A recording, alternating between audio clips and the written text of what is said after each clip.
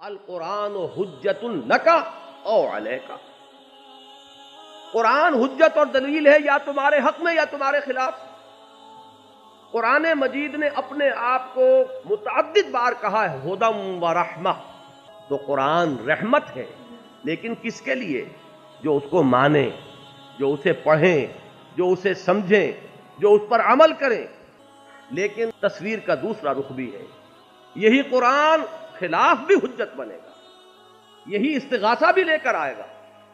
انہوں نے مجھے نہیں مانا، انہوں نے مانا لیکن نہیں پڑھا، انہوں نے پڑھا لیکن نہیں سمجھا، اور اس بدبخت نے حد کر دی کہ سمجھا بھی پھر بھی عمل نہیں کیا۔